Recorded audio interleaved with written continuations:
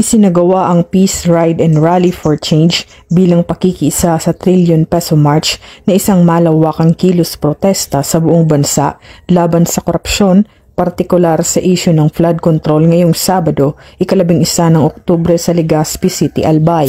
Pinangunahan ito ng Social Action Center, Legazpi, kung saan nakikiisa ang iba't ibang sektor ng lipunan, kabilang na ang sektor ng simbahang Katoliko. Binigyang diin sa nasabing aktibidad ang panawagan ng bayan na tuldukan ng farm-to-pocket roads, roads to my property projects at iba pang hindi wastong paggastos ng pera ng bayan.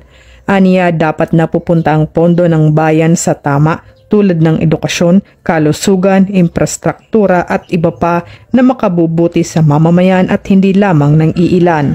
Mula dito sa Legazpi City, Albay, ako ang inyong PNN correspondent, Patrolwoman Vanessa Sol, alagad ng batas, tagataguyod ng Balitang Pulis.